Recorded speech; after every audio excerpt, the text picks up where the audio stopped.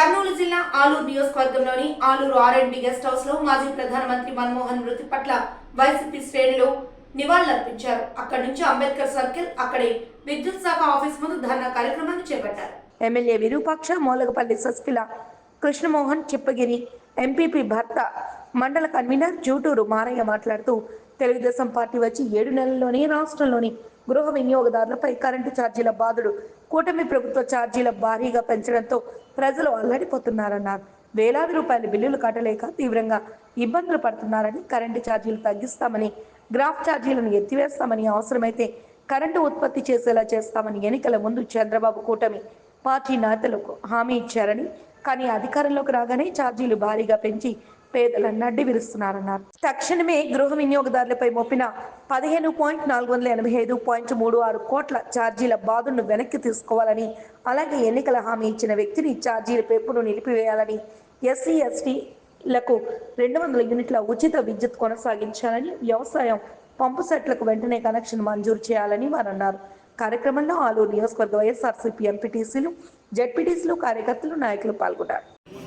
ఇది కూటమి ప్రభుత్వం కాదు, బాధుడు ప్రభుత్వం అని చెప్తున్నాం. ఎందుకంటే మొన్ననే నవంబర్లోనే 6,072 కోట్లు పెంచినారు ఈ చంద్రబాబు నాయుడు, ఈ కూటమి ప్రభుత్వం. ఎందుకంటే ఈ కూటమి ప్రభుత్వము బాధుడికే వచ్చింది, కానీ ప్రజలు పరిపాలన చేసే కాదు అసలు. మళ్ళీ ఇప్పుడు జనవరిలో దాదాపుగా 9,142 కోట్లు మళ్ళీ పెంచిపోతున్నారు. దాదాపుగా ఈ 6 నెలల కాలంలోనే 15,485 కోట్లు కరెంటు ఛార్జీలు ప్రజల మీద భారం మోపితే మీరు చెప్పింది ఏమి చెప్పినారు? ఆయన చెప్పింది ఏమి? ప్రతి ఒక్క మీటింగ్లో నేను 5 సంవత్సరాలు ఎక్కడే కానీ విద్యుత్ ఛార్జీలు పెంచే ప్రసక్తే లేదని వాళ్ళ కార్యకర్తలు మీటింగులోన పదే వాళ్ళ ఎల్లో మీడియా అయితేనేమి, ఎవరైతేనేమి, ప్రతి ఒక్కరూ సోషల్ మీడియా అయితేనేమి, వాళ్ళ కార్యకర్తలు అయితేనేమి ప్రజల్లోకి తీసుకొని పోయి మేము కరెంటు ఛార్జీలు పెంచే ప్రసక్తే లేదనే విధంగా ప్రచారం చేసుకొని ఈరోజు 6 నెలలకే 15,485 కోట్లు పెంచినారంటే ఎంత దుర్మార్గమైన కూటమి ప్రభుత్వం. ఎందుకంటే బాధుడికే వచ్చింది, కానీ ఇది ప్రజా పరిపాలన చేసే కాదు. ఎందుకంటే మన పవన్ కళ్యాణ్ ఓ మాట అంటారు, మన బీజేపీ వాళ్ళు ఒక మాట అంటారు, చంద్రబాబు నాయుడు ఏమో లాస్ట్కి చేతులు ఎత్తేసి సూపర్ 6 చెప్పినాం కానీ ఏమీ లేదు అనే విధంగా చెప్పినారు. కాబట్టి ఎందుకు చెప్పినారు మీరు? నువ్వా 14 ఏళ్ళ ముఖ్యమంత్రి, అనుభవమైన వ్యజ్ఞుడు చంద్రబాబు నాయుడు, నీకు తెలుదా? సూపర్ 6కి నువ్వు ఇచ్చేటప్పుడు, మాట ఇచ్చేటప్పుడు నీకు తెలుదా రాష్ట్రం ఎంత బడ్జెట్ ఉంది, ఎంత ఇన్కమ్ ఉంది అనే విధంగా నువ్వు అవన్నీ మర్చిపోయి నీవు కేవలం కుర్చీలో కూర్చునే విధంగా నువ్వు ఆ రోజు వాగ్దానాలు ఇచ్చి, ప్రజలకు వాగ్దానాలు ఇచ్చి నువ్వు ఈరోజు నేను నాతో డబ్బులు లేవంటే ఇనే ప్రసక్తి లేదు. నువ్వు చెప్పిన మాటకి సూపర్ 6 ఏమి చెప్పినావో అవన్నీ ఖచ్చితంగా ప్రజలకు ఇచ్చే వరకు మేము ప్రజల్లోకి తీసుకుపోయి దీన్ని మాత్రం ఖచ్చితంగా మేము ధర్నాలు చేస్తూనే ఉంటాము, మా ప్రజలకు చెప్తూనే ఉంటాం. మీరు ఆ సూపర్ 6 ఎందుకంటే అమ్మఒడిగా మన జగనన్న అమ్మఒడి ఇచ్చేవాడు, ఎంతో సంతోషంగా అందరు అక్కా చెల్లెములు సంతోషంగా పిల్లల్ని స్కూల్కి పంపించి వాళ్ళని వీళ్ళు పండుగ పోయేవాళ్ళు. అలాంటిది ఈరోజు ఎంతమంది ఉంటే అంతమందికి ఇస్తానని చెప్పి నీకు 15,000, నీకు 15,000, నీకు 15,000, నీకు 18,000 అనే విధంగా నువ్వు తప్పుడు వాగ్దానం ఇచ్చి ఈరోజు తప్పుడు పరిపాలన చేస్తున్నావు. ఈ తప్పుడు పరిపాలన ప్రజలు క్షమించరు. ఎందుకంటే జగనన్న చెప్పిన మాట ప్రకారం నవరత్నాలు ఏది చెప్పినారో అన్ని ఖచ్చితంగా మాట తప్పుకోకుండా క్యాలెండర్ ఇడిసి ఈ నెలలో ఈ పథకం వేస్తామని ముందే అనౌన్స్ చేసి పరిపాలన చేసినాడు.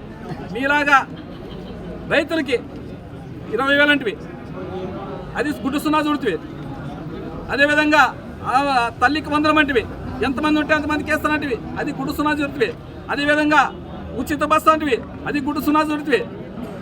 నీ నిరుద్యోగ భృతి 20 లక్షల ఉద్యోగాలు ఇకపోతే నిరుద్యోగ భృతి 3,000 ఇస్తానంటివి, అది గుడ్డు సున్నా చూడుతుంది. అదేవిధంగా 18 సంవత్సరాలు దాటితే అక్క మీకు సంవత్సరానికి 18,000 ఇస్తాను. అదే విధంగా నీకు 18 అని చెప్పి ఈరోజు ఇంత మాట తప్పి ఇంత దుర్మార్గమైన పరిపాలన చేస్తున్నా అంటే అదేవిధంగా మీరు పోని సంక్షేమ పథకాలు వేయలేదు, మీరు అప్పు ఇడిచిపెట్టినారా? 6 నెలల్లోనే 1,00,000 కోట్లు అప్పు చేసినారు. 1,00,000 కోట్లు 6 నెలల్లో 1,00,000 కోట్లు అప్పు చేసి మీరు ఎక్కడ ఒక్కరికన్నా సంక్షేమ పథకాలు ఎవరికన్నా ఒక్కటికన్నా మీ బడ్జెట్లో పెట్టారా? ఎక్కడైనా ఒక బడ్జెట్లో నీ సంక్షేమ పథకాలకి ఒక్కరికన్నా కనీసం హామీ నువ్వు ఇచ్చిన సంవత్సరం 2024 సంవత్సరం ఒక్క పథకమన్నా ఏదైనా బడ్జెట్లో పెట్టావా?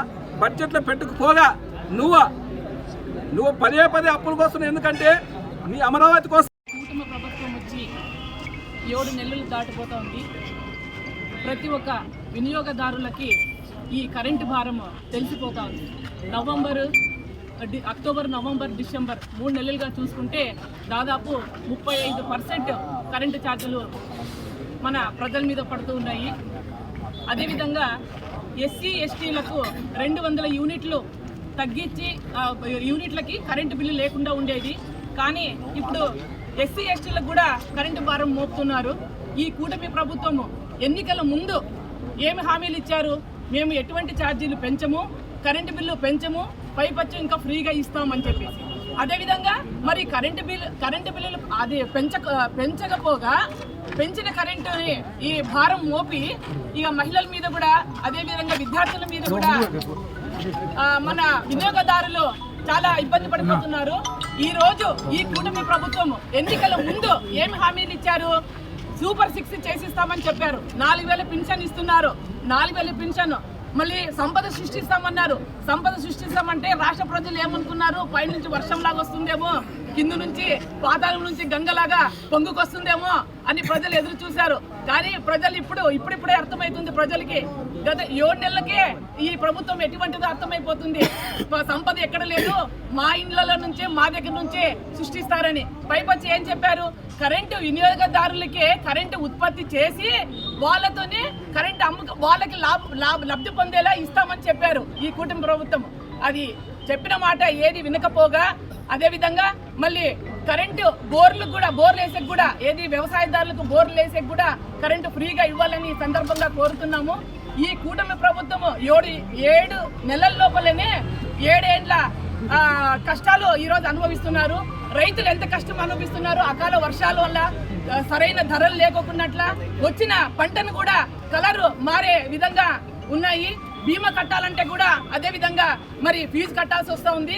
ఫీజు కట్టని రైతులు ఎంతో మంది, లక్షల మంది రైతులు కూడా ఫీజు కట్టలేక బీమా కిందకి రాకోకున్నట్లు ఉన్నాయి ఈ ప్రభుత్వం. అదేవిధంగా మరి విద్యార్థులు కూడా ఛార్జీలు, ఫీజు రియంబర్స్మెంట్స్ కూడా రాకుండా ఉన్నాయి. సూపర్ 6 ఎక్కడ లేవు. మరి మా ఎంపీపీ గారు చెప్పినట్టు ఈ సూపర్ 6 కాదు, ఇది డూప్ అయిపోయినాయి అన్ని. ఈరోజు ఆలూరు నియోజకవర్గంలో మా ఎమ్మెల్యే విరూపాక్షి గారి ఆధ్వర్యంలో ఇంత ఎత్తున మొన్న చూసారు మీరు జగనన్న బర్త్డే ఎలా జరిగిందో, ఒక సునామీ లాగా జరిగింది. ఈరోజు నిన్న కూడా కడపలో, చిత్తూరులో కూడా జనసంద్రం ఎలా ఉందో నిన్న చూపించారు. ఎవరికి స్వయం ప్రేరితంగా ప్రతి ఒక్క రైతు, ప్రతి ఒక్క యువకులు ఇక్కడే పాల్గొంటున్నారు. తగ్గించాలని గౌరవ పెద్దలు ఎమ్మెల్యే గారి ఆధ్వర్యంలో ఈ కార్యక్రమం జరగబోతుంది. ఈ కార్యక్రమాన్ని ఉద్దేశించి గౌరవ చిప్పిగిరి ఎంపీపీ మారాయణ గారు మాట్లాడాల్సిందిగా కోరుచున్నాం. ఈరోజు మన రాష్ట్ర వ్యాప్తంగా మన అన్న జగన్మోహన్ రెడ్డి ఆదేశాల మేరకు మరియు తాలూకా ఎమ్మెల్యే వీరపక్షి గారి ఆధ్వర్యంలో మరి ఈరోజు రాష్ట్రం అంతటా కూడా జగనన్న ఒక పిలుపుని ఇవ్వడం జరిగింది. దాదాపుగా మన ఈ తెలుగుదేశం కూటమి ప్రభుత్వం వచ్చి 7 నెలలు గడుస్తూ ఉంది.